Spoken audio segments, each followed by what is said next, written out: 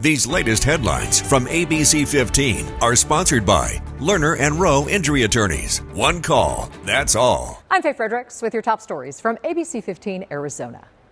DPS troopers and Phoenix police working together to take two high-speed pursuit suspects into custody. Situation beginning when troopers tried to pull over an SUV, but the driver took off, ramming into a trooper's SUV and almost hitting another trooper in the process. Two suspects eventually bailing out near 45th Avenue in Osborne. They're now in custody after a quick foot chase. In our Border Watch, an Arizona nonprofit is challenging a ballot measure that would make crossing the border illegally a state crime. Arizona lawmakers sending the measure to the November ballot for voters to decide on just yesterday. The Secure the Border Act, as it's known, would allow local authorities to arrest and deport people they see crossing the border illegally. It would not apply to anyone already in the U.S. The Latino advocacy group Lucha now suing, saying the measure is unconstitutional and asking the courts to keep it off the ballot. So we stand here today to protect the livelihoods of all Arizonans. We stand here today to say no to hate, no to division, and no to HCR 2060. We are confident that the courts will have no trouble determining that this referendum to be unconstitutionally defective and keeping it from appearing on the ballot in the 2024 general election. GOP lawmakers tell us they're confident the measure will make the ballot. If it passes, again, it would not be enforced against people already in the country and only take effect if a similar Texas law is deemed constitutional. ABC 15 tracking the debate over school vouchers in our state. Educators holding a rally at the state capitol calling for reform. This is a story Eleni Dow has been following closely, gathering the latest from all angles at today's rally. See her reporting tonight on ABC 15 or on our website or app.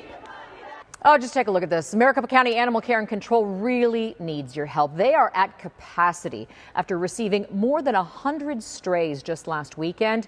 If any of these dogs belongs to you, visit their shelter. It's near 27th Avenue and Lower Buckeye Road. Plus, if you're looking to rescue, adoption fees are waived for all animals until Sunday.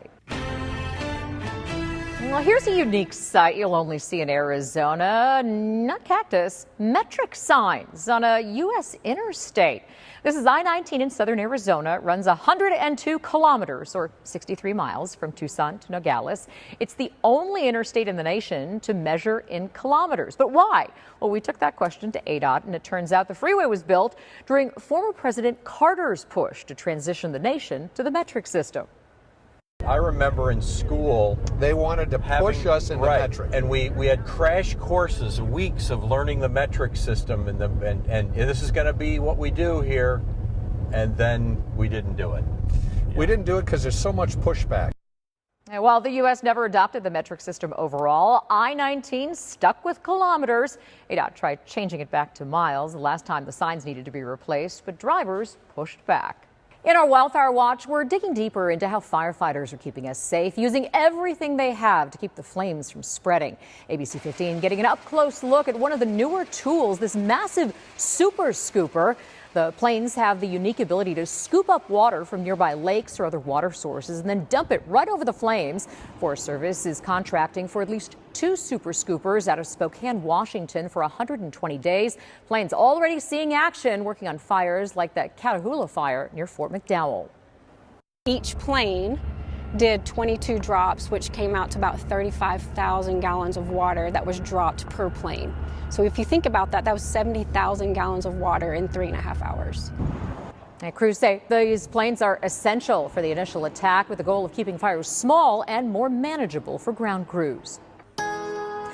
Our first excessive heat warnings of the year are now in effect. I'm Chief Meteorologist Amber Sellens, and every spot on the map here shaded in pink, including the entire Phoenix metro area, under an excessive heat warning until 8 o'clock on Friday. It is going to be a hot day tomorrow. 84 to start at 6 a.m., 103 at noon, and 114 around 4 p.m., which could break the record of 1 11 set in 2016. Temperatures still in the triple digits as late as 9 o'clock tomorrow night, so make sure you are staying hydrated with water and electrolyte drinks, wearing clothes that are lightweight, loose-fitting, and light-colored if you are going to be outside. Take frequent breaks in the shade or inside with air conditioning as we head through weather action days Thursday and Friday as well. Here's the next 7 days for you. Temperatures do look to drop off a little bit through the weekend. We'll get down to about 107 on Sunday, but we've got another ramp up in heat next week, 113 again by Wednesday.